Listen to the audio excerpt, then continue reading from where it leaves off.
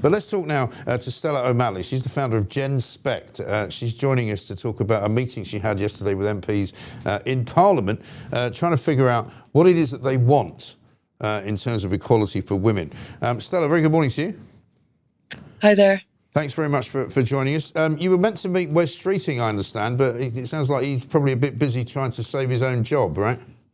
Well, I know he's a very busy man. I suppose in fairness, I was with Ciara Bell, who is, taking proceedings against Wes Streeting, and rightfully so. And so I can see why he would postpone the meeting. Yeah. So you had a meeting then with some MPs. What happened exactly? Tell us. Well, it was very interesting. Myself and Ciara Bell, as well as that James Esses, who are both, taking these legal proceedings. We met with people, MPs and other interested parties, to just discuss the issues around the puberty blockers ban and around the fact that there's going to be a puberty blockers trial. There's been £10 million funded for this trial. We already know that the outcomes will suggest that these people, 98% of these children, are going to go on to cross-sex hormones. And we know that their gender dysphoria won't dissipate. And instead they're going to medicalise on a false promise that they can become the opposite sex. Right. When it won't make them happier. And it will definitely create an awful lot of medical health challenges, but they're kids. And so they don't consenting to, they think it's going to give them this great new life. Right. And what's the position with the law in that area at the moment? I mean, if you're, say, a parent of a child who wants to have this procedure sort of undertaken, do you have any rights as a parent to say no? You have rights as a parent to say no. The problem is that when your child is desperately distressed, very vulnerable, very often autistic, the cultural pressure on the parents is quite extreme. And so what we need is policies in place where it's just not on the table. Why would we experiment on children? Yeah. And why would we offer children experimental medical interventions that the children really want? So imagine if these children had an eating disorder and they were being offered a medical intervention that was experimental. The eating disordered children would want it. The parents would be saying, stop offering this to my children. Don't offer my Ozempic, thank you very much. It's not good for them. And so I think it's fair to look to the parents. I think we have to look to the policymakers, the politicians, and mostly the clinicians, who should not be offering experimental interventions on children. Yeah, I think that's the most worrying aspect of this story is the clinicians themselves, who really ought to know better and who, for reasons of ideology, have decided to abandon what they would have been taught at medical college, medical school, and are literally sort of sacrificing kids on the altar of, what they regard as the right thing to do. It's mind-melting, to be honest. I'm a psychotherapist, and I founded GenSpect in 2021 to promote the concept that we can offer psychological approaches to these people. It's these children. Psychological distress is traditionally and conventionally healed with psychological treatment. Body modification, this is a new kind of 21st century swerve into extreme medical interventions that have no evidence base. While psychological treatment, yeah, I know it's long-winded, I know it's slow, I know I'm a psychotherapist for many years, I know it isn't foolproof, but it does offer some relief, and it's a lot better than stopping puberty so that the child's sexual awakening doesn't happen, and so that when they become an adult, they've never actually gone through puberty, and they go into a chemically induced adulthood of the opposite sex. This is something that we've never created before in life. We've never gone from childhood to stopping puberty to a chemically induced adulthood. We've never done that. No. And it's an extraordinarily strange chemical intervention. And we don't know the long-term outcomes, but we do know that it doesn't relieve distress in any long-term way. And we do know that psychological treatments, which is what we promote at GenSpect, has a conventional and established outcome.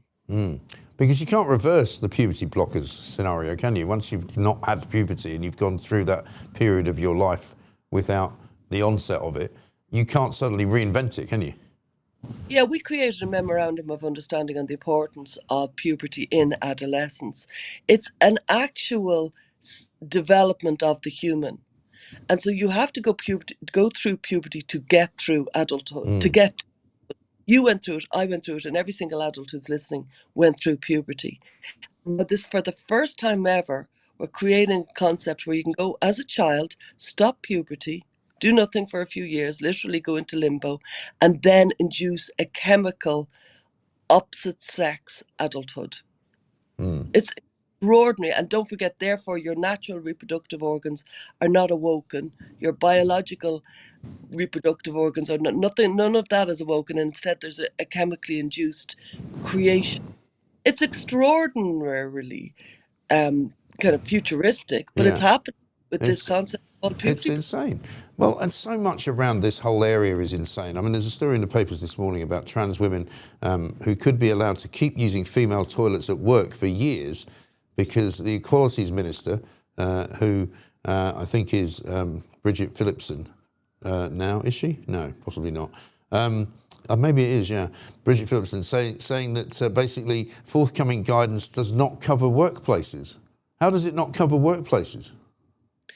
Well, the guidance is clear enough insofar as we've had the Supreme Court judgment from For Women Scotland, where we established that a woman is a woman and a woman is entitled, if we're going to have single sex provisions, that's women.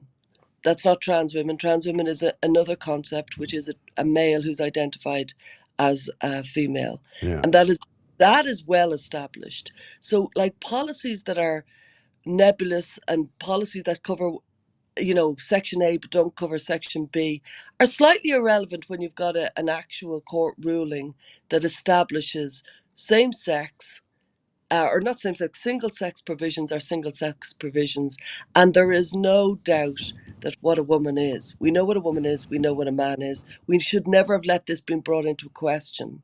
And now we've reestablished that, water is wet and that women are women. And so therefore all the policies in the world don't get around that fact. And I think we should absolutely be very clear on. Yes. And so if you had been able to meet Wes Streeting yesterday, what would you have told him?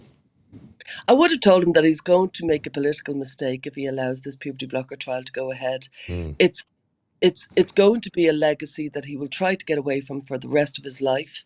He knows it's a mistake. Everybody who knows anything about this subject, if you studied it in any detail, you'll think this particular trial, it's going on for 2 years. It's too short. We don't know what it's going to produce, but we do know it's going to produce very unreliable evidence because it's only 2 years. So 2 years after a child has had their puberty blocks, it's irrelevant. I don't care how they feel.